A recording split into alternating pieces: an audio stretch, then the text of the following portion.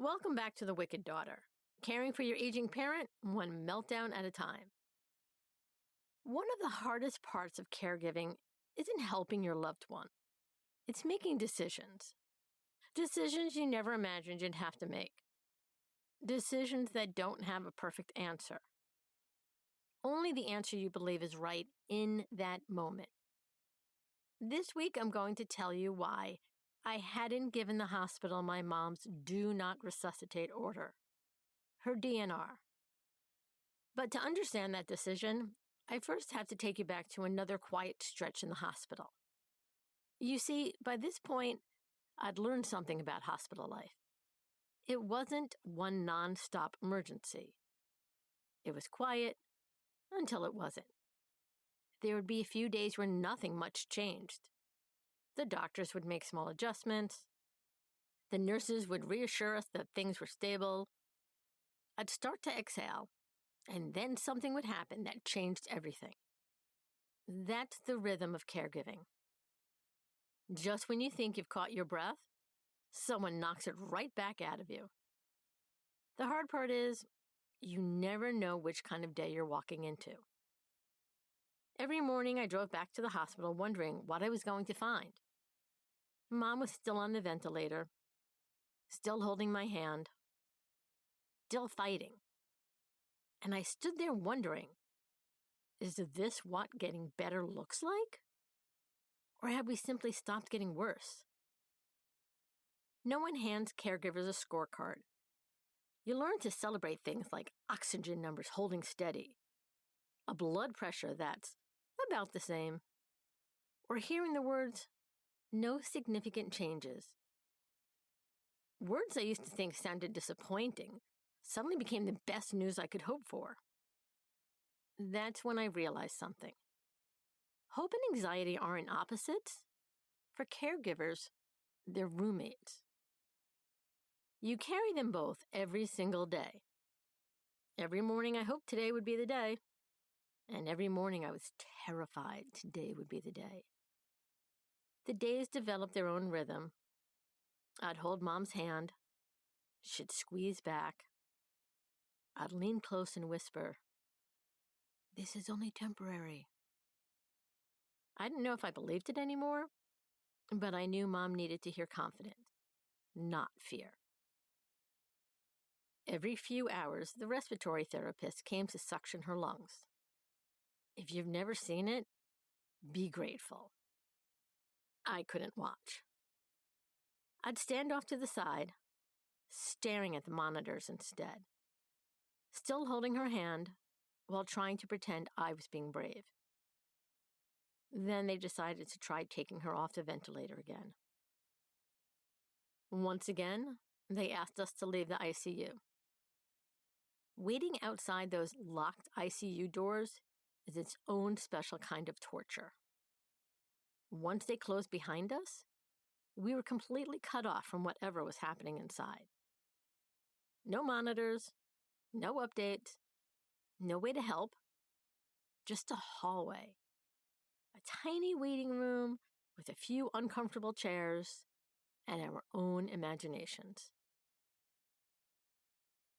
Every time someone in scrubs walked past the doors, I'd look up, hoping they were coming to find me. Hoping they'd be smiling. Hoping they'd say the breathing trial had gone well. Hoping they weren't about to begin the conversation every caregiver dreads. Time worked differently out there. 5 minutes felt like 30. 30 minutes felt like hours. And there wasn't a single thing I can do to make those doors open any faster. So we waited. Because sometimes waiting is all you can do. Then the ICU doors opened. A nurse walked towards us. You learn to study faces in a hospital. Before anyone says a word, you're already searching for clues.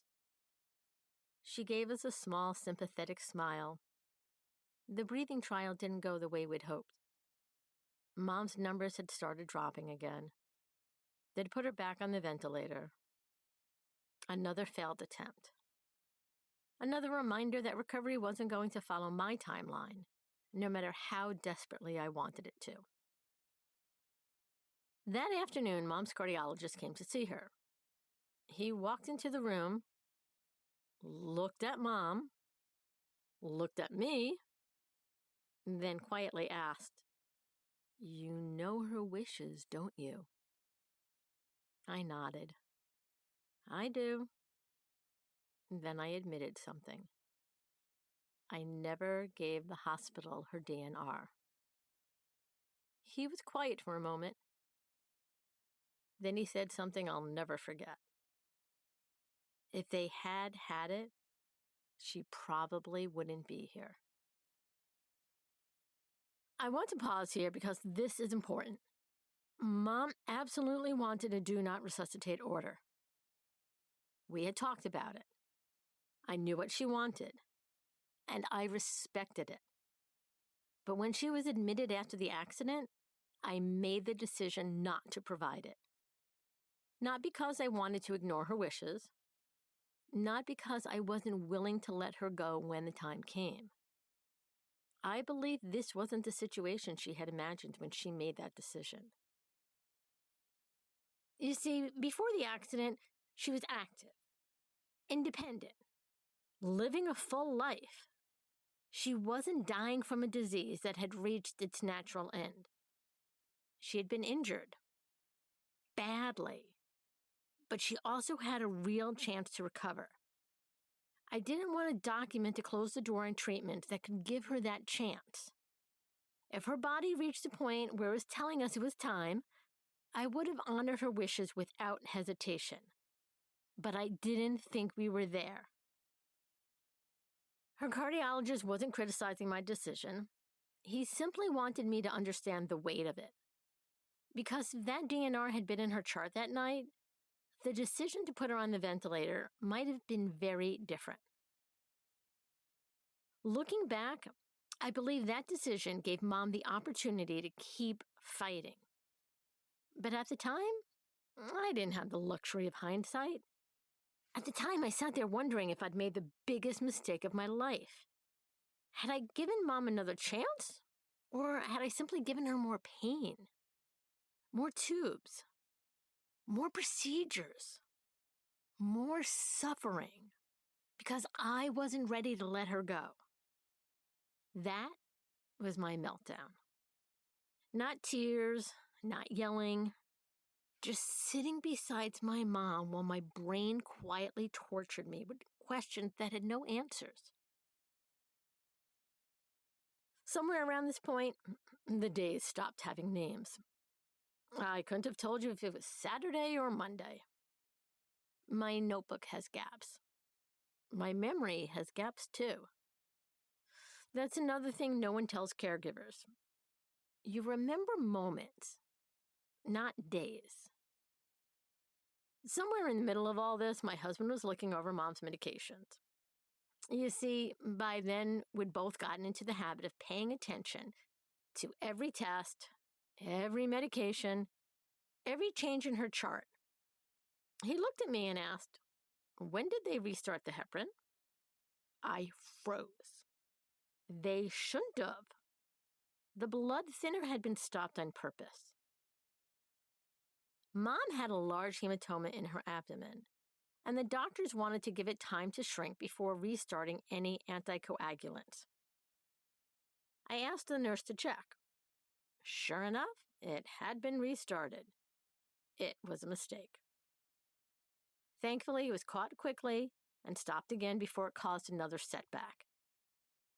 I want to be very careful here. This isn't about criticizing the nurses or doctors. They were caring for incredibly sick patients, making thousands of decisions every day. Healthcare professionals are humans. Humans make mistakes. That's exactly why having another set of eyes matters. That day, those extra eyes belonged to Dave. His attention to detail might have prevented a serious complication. Caregiving isn't just sitting beside someone and holding their hand. Sometimes it's asking one more question. Sometimes it's noticing something that doesn't seem right. And sometimes it's having someone beside you who's paying attention when your own exhausted brain can't. I also remember the respiratory therapist. If there are any listening, thank you. They explained what was happening in language we could understand. And when I asked how long Mom could stay on the respirator, they explained that she could stay on the respirator for approximately up to 2 weeks, and then we would have to start making some decisions. But we weren't there yet. They celebrated the tiny victories with us.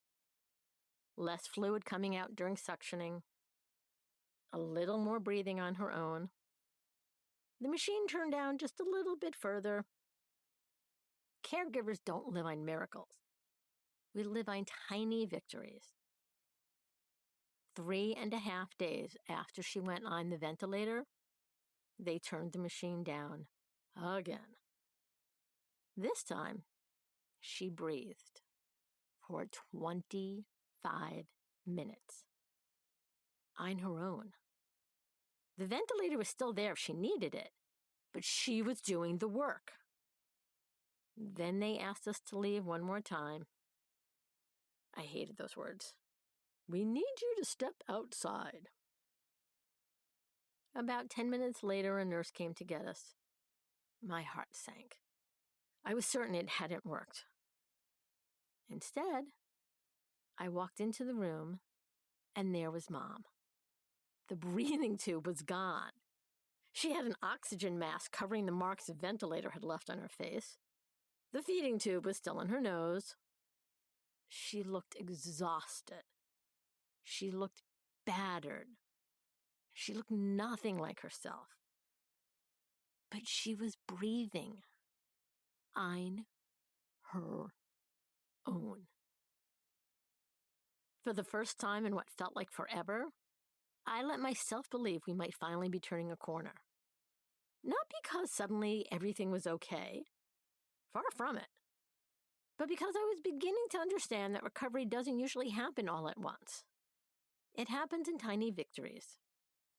A successful breathing trial, a shrinking hematoma, a hand that squeezes back, one more breath taken without a machine.